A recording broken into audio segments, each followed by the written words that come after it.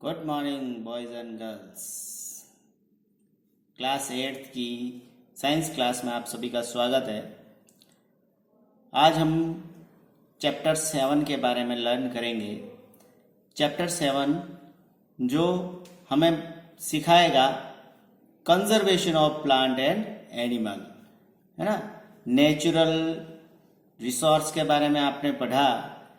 उस natural resource में एक चीज जो नेचर ने हमारे को बिना पैसे के, विदाउट पे, है ना, हमारे को प्रोवाइड करवाई है, वो है प्लांट्स और दूसरा है एनिमल्स, है ना।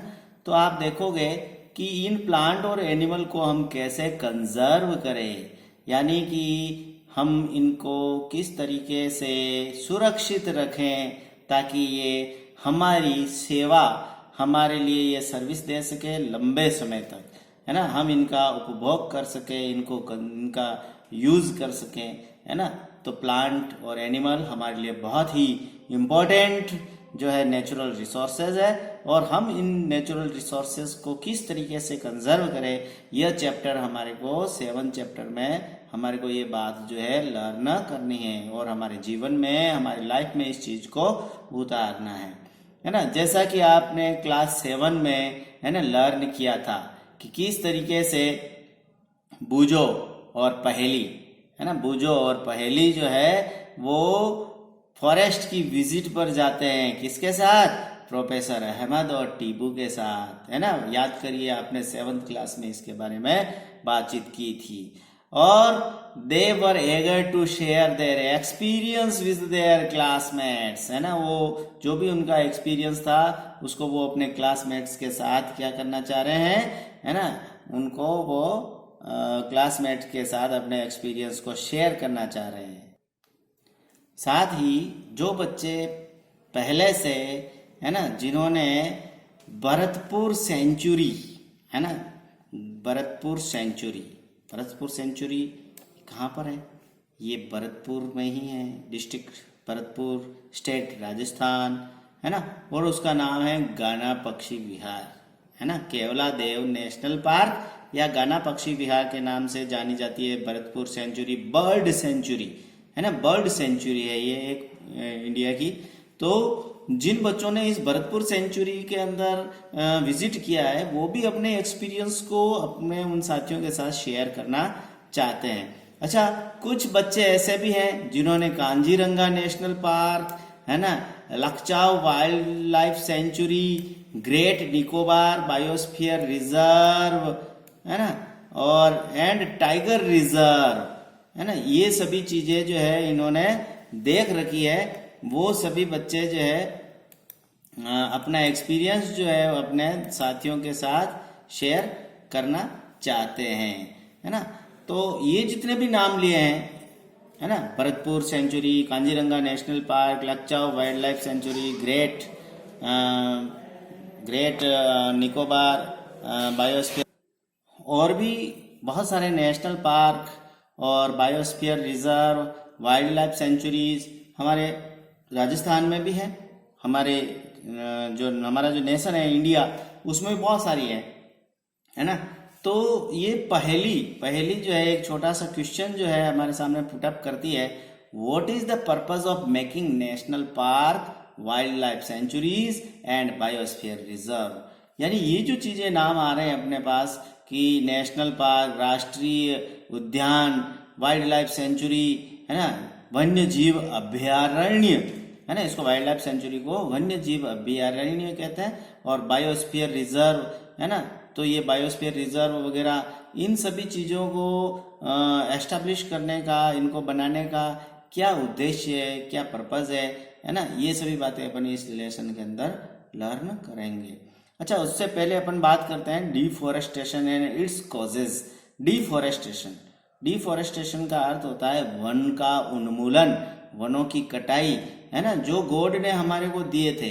जब हम मतलब आज़ाद हुए थे, जब हमारा देश इंडिपेंडेंट हुआ था, उस समय तो हमारे यहाँ पर बहुत सारे ऐसे फॉरेस्ट थे, है ना।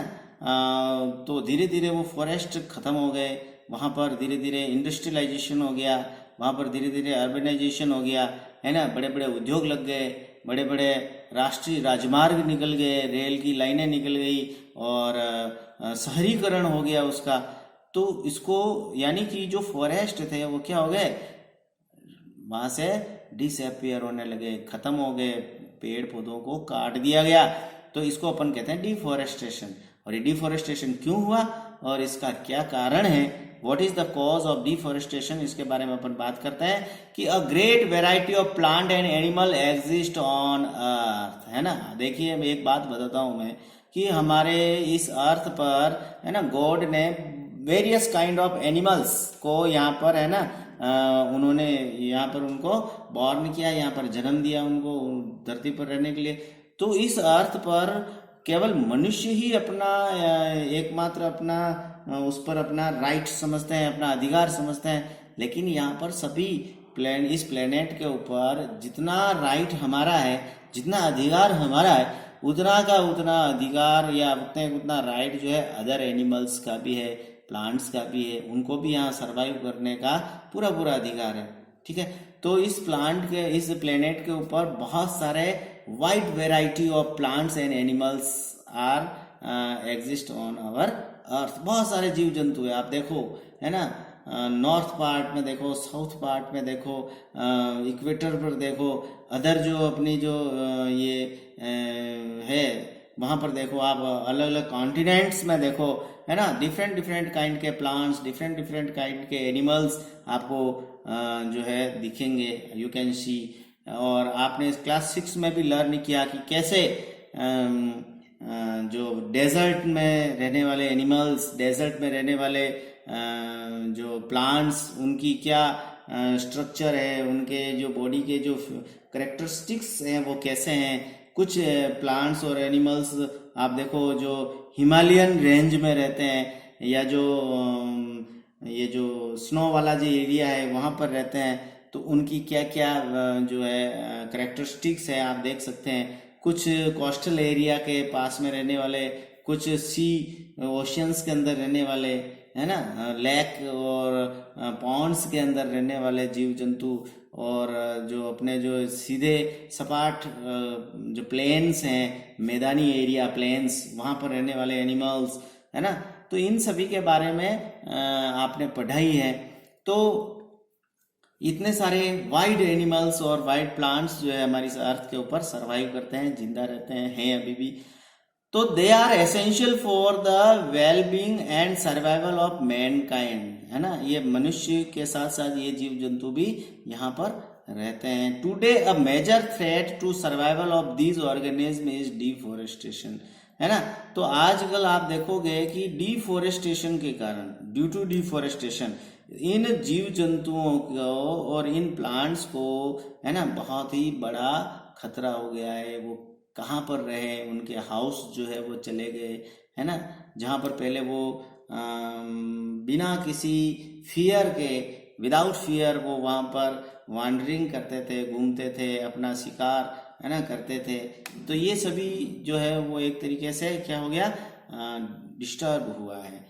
We know that deforestation means clearing of forest and using that land for other purpose, है ना। तो डिफोरेस्टेशन का अर्थ क्या होता है, क्लियरिंग ऑफ फॉरेस्ट, है ना, क्लियरिंग ऑफ फॉरेस्ट, जंगलों का क्लियर होना, काटना। क्लियर यहाँ पर क्लियर का अर्थ होता है उसको रिमूव करना, cuts of trees, cutting of trees, sorry.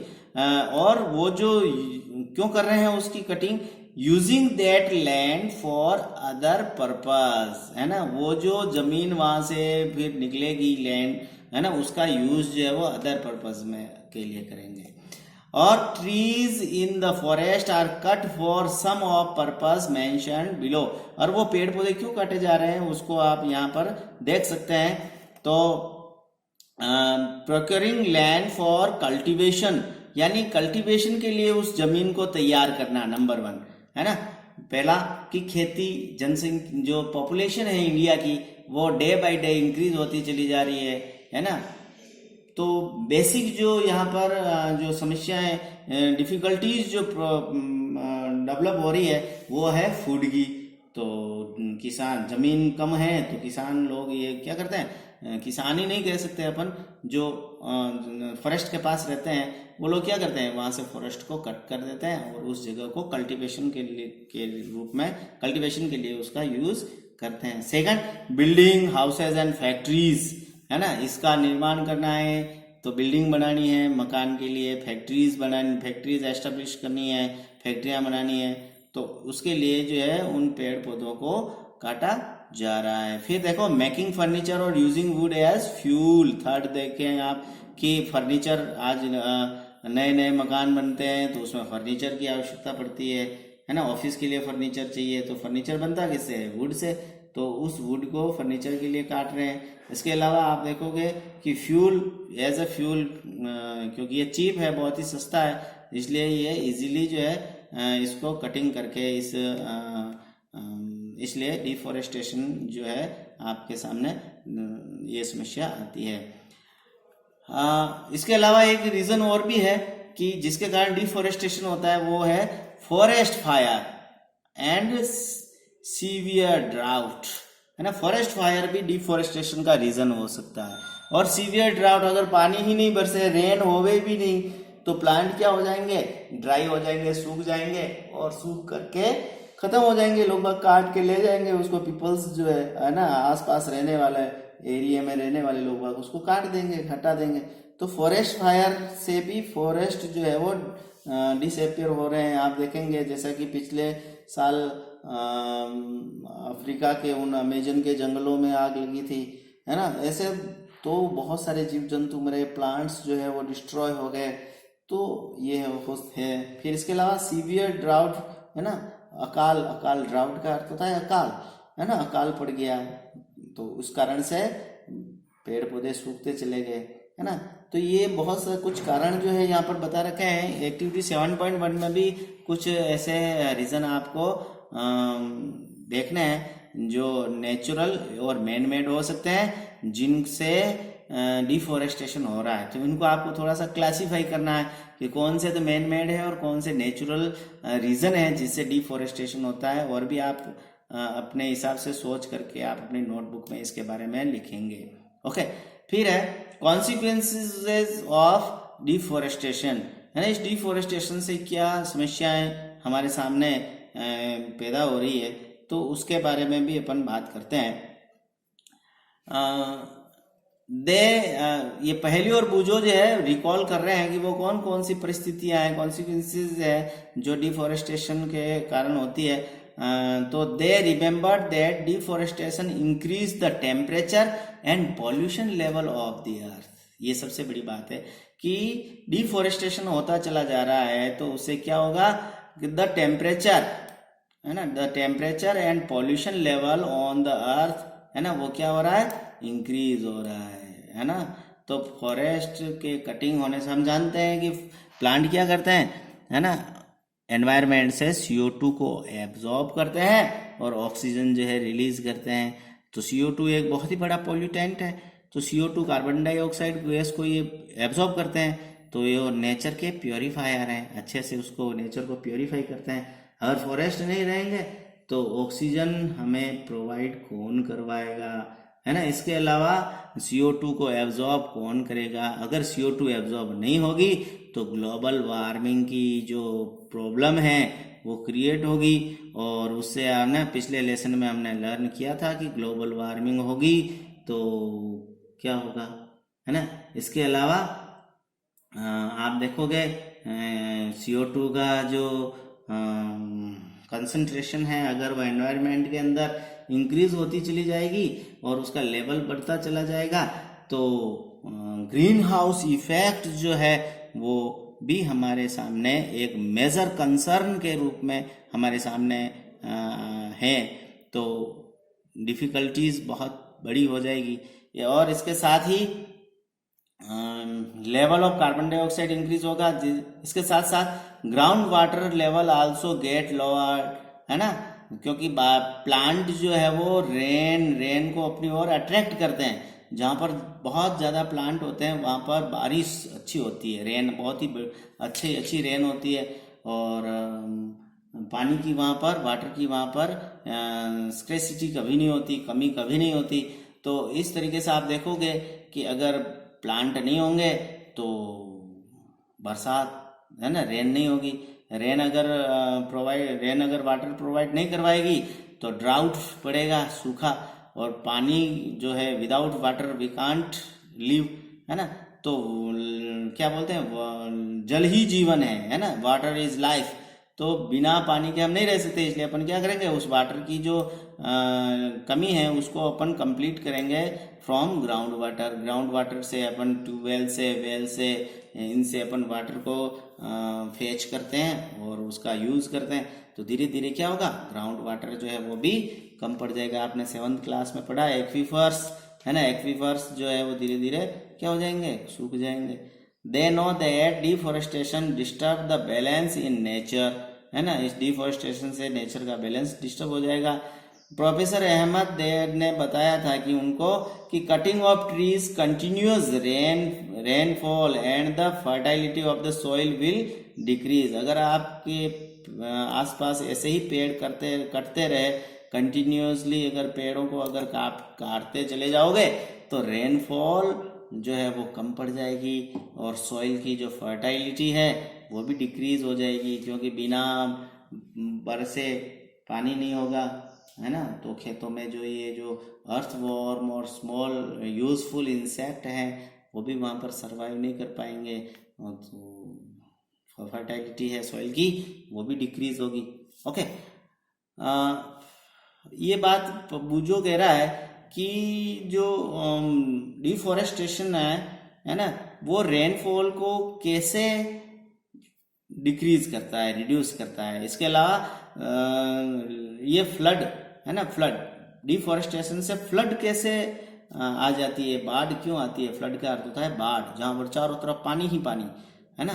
तो फॉरेस्ट जो है इस पानी को कैसे रोकता है, बाढ़ आने से कैसे रोकता है, इसके बारे में अपन बात करते हैं कि moreover there will be increased chance of natural calamities such as flood and drought. तो डिफॉरेस्टेशन से हो सकता है कि फ्लड आ जाए या सीवियर ड्राउट्स, है ना, ये भी हो सकता है कि सूखा पड़ जाए या बाढ़ें आने लगे।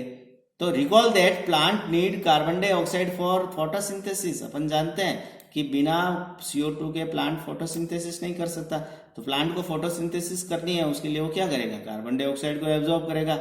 तो fewer trees would mean that less carbon dioxide will be used up, resulting in its increased amount in atmosphere। अगर प्लांट कम होंगे तो बहुत ही स्मॉल अमाउंट में कार्बन डाइऑक्साइड यूज्ड अप होगी, है ना, और उससे क्या होगा, उस हमारे एटमॉस्फेयर में इसका जो लेवल है वो इंक्रीज होता चला जाएगा, है ना। फिर है this will lead to global warming as carbon dioxide trap the heat rays, है ना, रिफ्लेक्टेड बाय द अर्थ, है ना। जिससे क्या होगा, ग्लोबल वार्मिंग की समस्या होगी। क्यों, क्योंकि हम जानते हैं कि सन से आने वाली जो रेडिएशंस हैं उन रेडिएशंस को अर्थ जो है वो क्या करती है, एब्जॉर्ब करती है। ओके, और उसमें से स्मॉल अमाउंट जो है वापस एनवायरनमेंट के अंदर रिलीज हो जाती है। उस एनर्जी में से रेडिएशन की कुछ एनर्जी तो अर्थ ले लेती है और उसके अलावा बाकी जो अमाउंट है एनर्जी का वो वापस अर्थ की तरफ रिफ्लेक्ट कर दिया, एटमॉस्फेयर की तरफ रिफ्लेक्ट कर दिया जाता है। तो एटमॉस्फेयर में जो वो रिफ्लेक्ट होता है रेडिएशन, उस रेडिएशन के पास स्मॉल एनर्जी होती है, तो वो जो कार्बन डाइऑक्साइड की जो लेयर है उसको क्रॉस करके वापस नहीं जा सकता स्काई की तरफ, तो वो वापस उस CO2 की जो लेयर है उससे वापस अर्थ की तरफ रिफ्लेक्ट हो जाता है और अर्थ उसको एब्जॉर्ब कर लेती है।